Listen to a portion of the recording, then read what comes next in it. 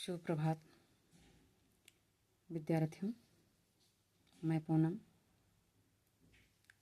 हिंदी पद्य खंड के सूरदास जी के पद का 7वां पैरा लेकर के आपके समक्ष उपस्थित हूँ। प्यारे बच्चों, आइए व्याख्यान देखते हैं और अध्ययन करते हैं। उद्धव मोहि ब्रज बिसरत नाही, वृंदावन गोकुल बन उपवन सघन कुंज की छाही। प्रात समय माता जसुमति अरुनंद देखी सुख पावत, माखन रोटी दह्यो सजायो अत हित साथ खवावत। गोपी ग्वाल बाल संग खेलत, सब दिन हसत सिरात। जस सूरदास धनि धन ब्रजवासी, जिन सोहित जदुजात। उद्धव मोहि ब्रज बिसरत नाही।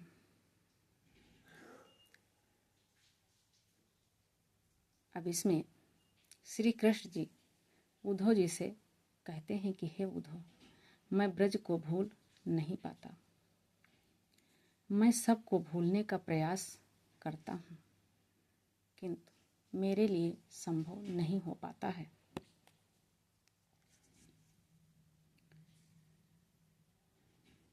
वृंदावन और गोकुल के वन उपवन सभी मुझे बहुत याद आते हैं।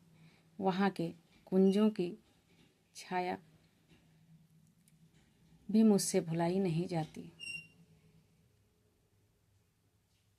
प्रातः समय माता जसुमति और नंद देख सुख पावत, और प्रातः काल माता यशोदा और नंद बाबा मुझे देखकर प्रसन्न होते थे और अत्यंत सुख का अनुभव करते थे। माखन रोटी दह्यु सजायो अति हित साथ खवावत, और माता यशोदा मुझे मक्खन रोटी और दही बड़े प्रेम से खिलाती थी। गोपी ग्वाल बाल संग खेलत, सब दिन हंसत सिरात। गोपियाँ और ग्वाल बालों के साथ मैं खेला करता था। सारा दिन हंसते खेलते हुए व्यतीत हो जाता था। ये सब बातें मुझे बहुत याद आती हैं। सूरदास धन धन ब्रजवासी, जिन सोहित जदुजात। सूरदास जी कहते हैं कि वह ब्रजवासी धन्य हैं, क्योंकि श्री कृष्ण स्वयं उनके हित की चिंता करते हैं। उन्हें श्री कृष्ण के अतिरिक्त ऐसा हितैषी और कौन मिल सकता है, अर्थात कोई नहीं। प्यारे बच्चों, काव्य का सौंदर्य देख लेते हैं। भाषा ब्रज है, गुण माधुर्य है, रस श्रृंगार है, छंद गेयात्मक है, शब्द शक्ति अभिधा और व्यंजना है।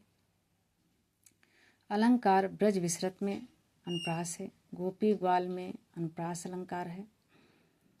धन धन में एक ही शब्द की पुनरावृत्त होने से पुनरुक्त प्रकाश अलंकार है। प्यारे बच्चों, नेक्स्ट पैरा।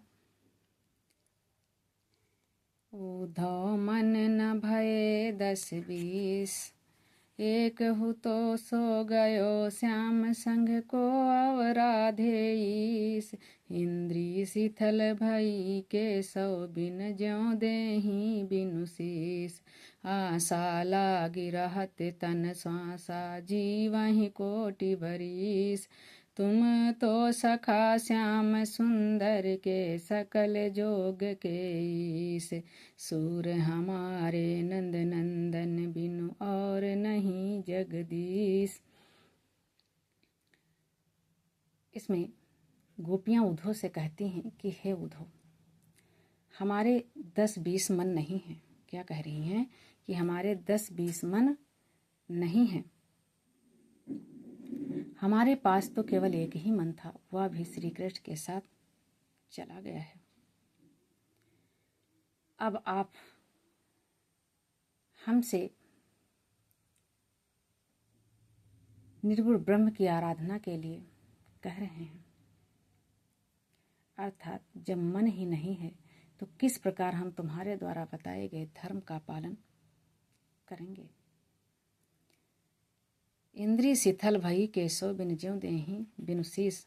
और कहती हैं कि श्री कृष्ण के बिना हमारी सारी इंद्रियां कमजोर हो गई हैं, अर्थात शक्तिहीन और निर्बल हो गई हैं। जिस प्रकार से बिना सिर वाला धड़ शिथिल और बेकार हो जाता है, वैसे ही हम श्री कृष्ण के बिना मरे हुए के समान हो गई हूँ। आशा लाग रहत तन सांसा जीवह कोट बरीसा। और कहती हैं कि वैसे ही जीवन के लक्षण के रूप में हमारे सांस केवल इस आशा में चल रहे हैं कि श्री कृष्ण मथुरा से अवश्य लौटकर आएंगे और हमें उनके दर्शन होंगे। श्री कृष्ण के लौटने की आशा में तो हम करोड़ों वर्ष जीवित रह सकते हैं।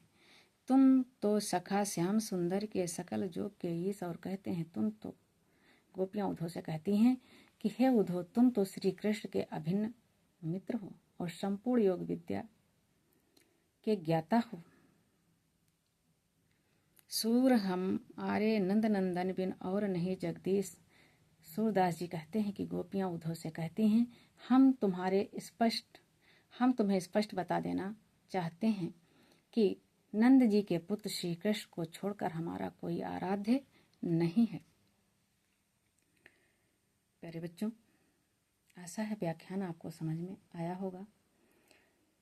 काव्य का सौंदर्य देख लेते हैं। भाषा ब्रज शैली मुक्तक है, गुण बाधा माधुर्य है, रस वियोग श्रृंगार है, छंद गया तमक है, शब्द शक्ति व्यंजना है, अलंकार आपका 10-20 श्याम संग नंदनंदन में अनप्राश अलंकार है। ज्यों देहि बिन शीस, बिना सिर के प्राणी के रूप में मानवीय वेदना का वर्णन है, इसलिए यहाँ पर उपमा अलंकार है। प्यारे बच्चों, आशा है कि यह व्याख्यान आपको समझ में आया होगा और नेक्स्ट पैरा लेकर के हम आपके समक्ष अगले वीडियो में उपस्थित होंगे। प्यारे बच्चों, धन्यवाद।